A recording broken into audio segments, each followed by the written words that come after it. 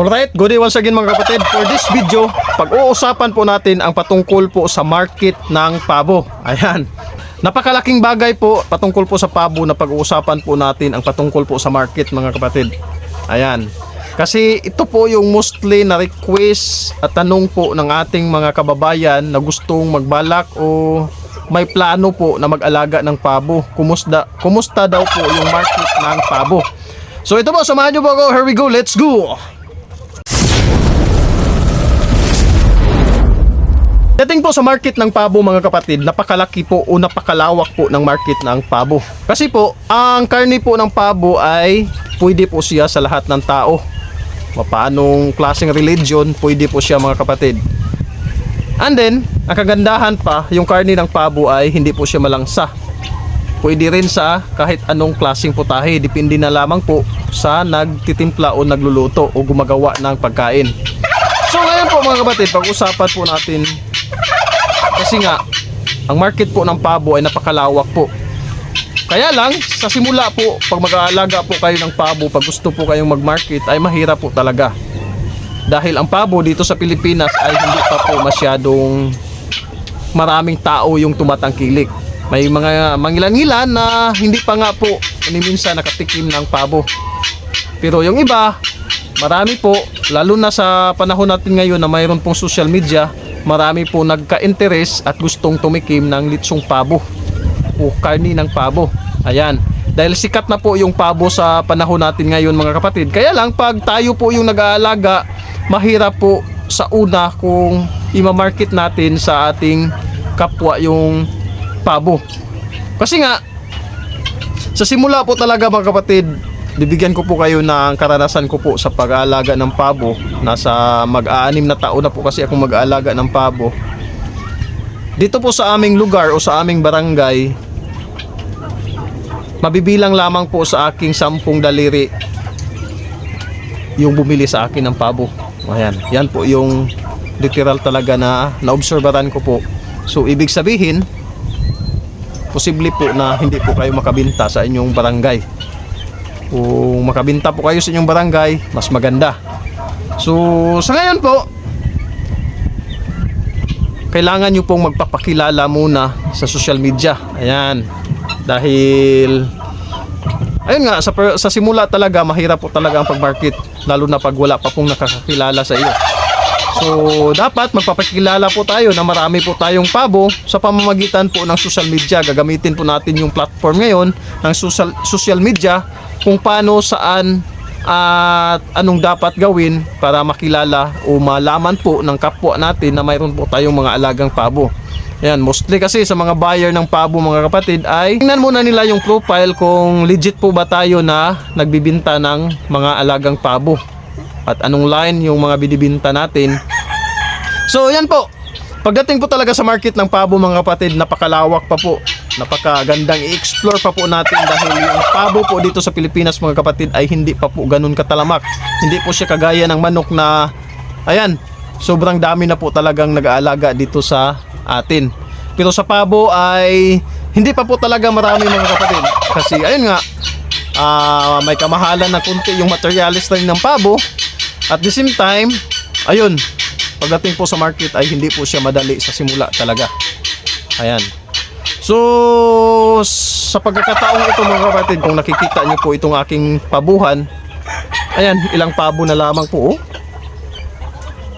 Sa katunayan dito sa range na pag-alagala ngayon, Bourbon Red na lang po yung natira na 7 piraso.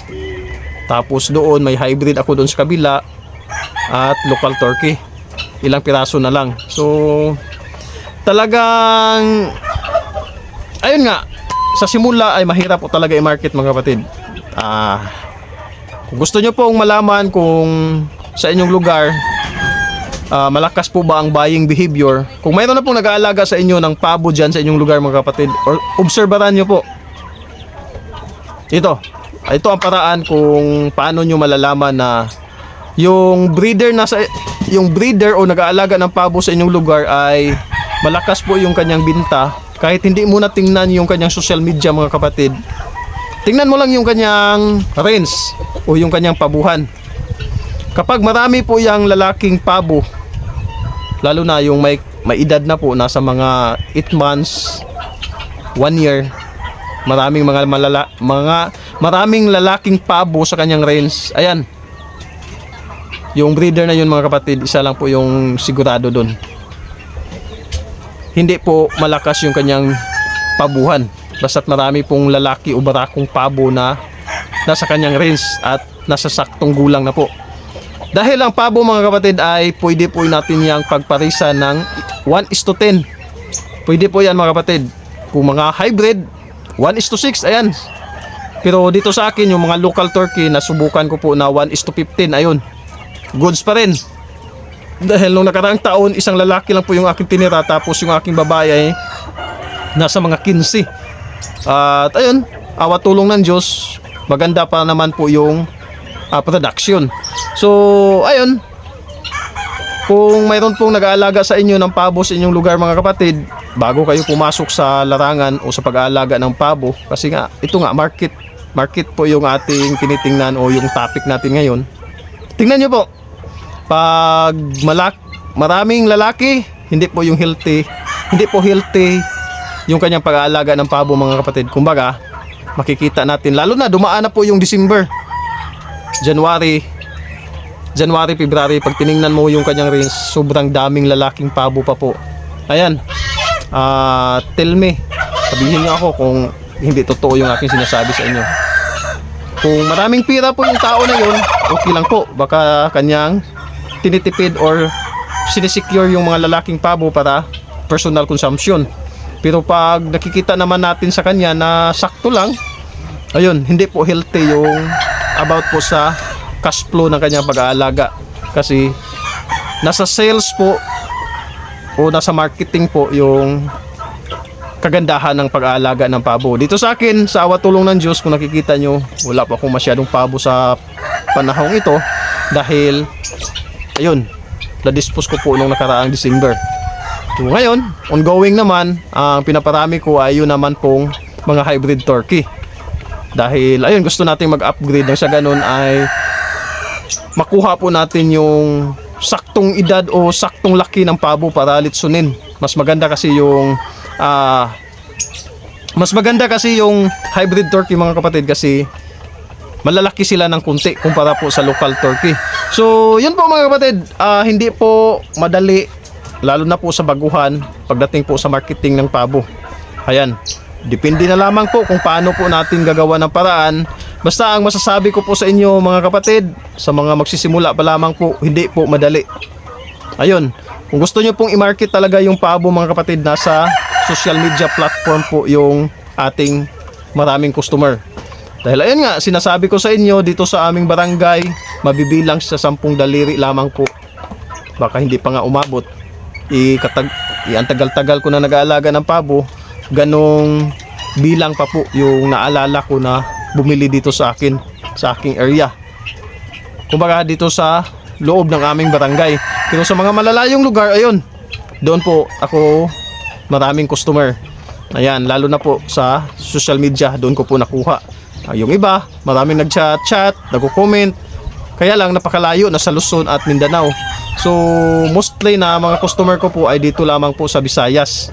Ayan, lalo na dito talaga sa Cebu.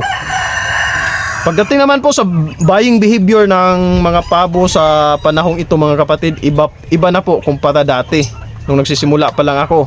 Mayroon namang mga nauna na pong nag-aalaga ng pabo sa akin, bago lang naman ako, magsi 6 years pa lang ako. Kumpara sa iba ay talagang dekada na po silang nag-aalaga ng pabo. Ayun, nung nagsimula po ako, ayun nga, siguro dahil hindi pa ako kilala, wala pang masyadong nakakaalam na mayroon akong mga alagang pabo, kaya siguro yun, talagang ang hina. Dumaan na lang yung December, napakaraming barakong pabo pa po ang natira dito sa aking range. Kumpara ngayon na, ayan, dami pa nga naghahanap na gusto pa nilang mag-abil ng mga malalaking pabo para katayin or gawing materialis. Kaya lang, sold out. Ayun po mga kapatid, basta sana nakuha nyo po ang gusto ko pong iparating sa inyo na hindi po madali. Iwan ko lang kung siguro bago kayo magsimula ng pag-aalaga ng pabo ay mayroon na po kayong plano kung ano.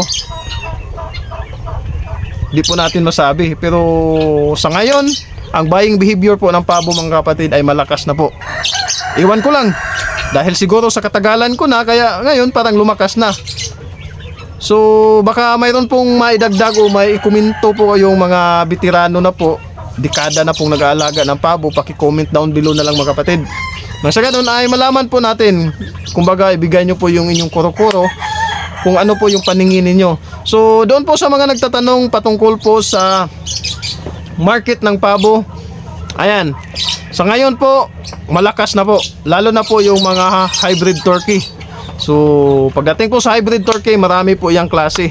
Yung hybrid turkey na malakas ngayon, ayun pong ang dugo na daladala niya, ayun pong broad-breasted. Ayan, broad-breasted, ibinangga sa anong mga klaseng pure line, yun po yung malakas ngayon kasi upgraded po yung kanilang pangangatawan.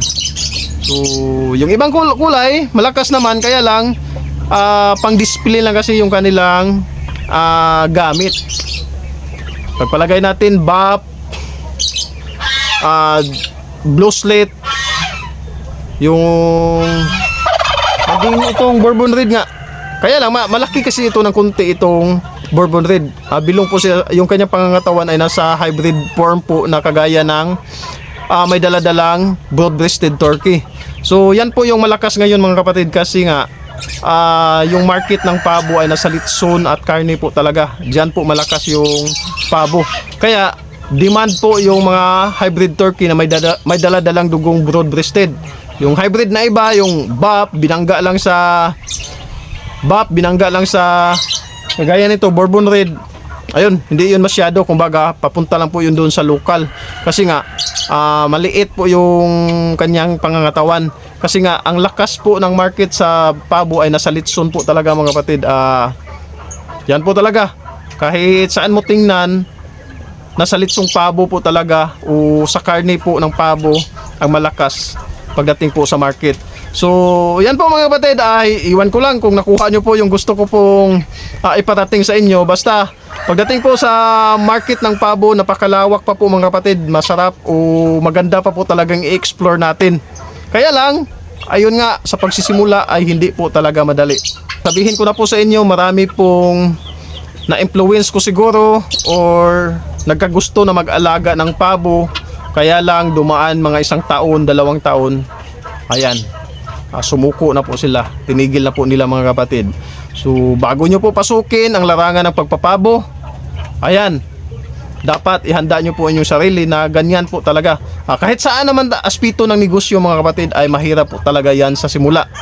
So yan lang po mga kapatid, sana nagustuhan at nakuha nyo po yung gusto kong iparating sa inyo na parang iwan ko lang kung nakuha nyo ba, pero sana po nakatulong ito at nakabigay ito ng kaunting informasyon sa inyo, lalo na sa magsisimula at may balak na mag-alaga ng pabo. So hanggang dito na lang, lagi nyo pong tandaan na paggawa ng mabuti ay di nagbubunga ng masama. See you on my next vlog.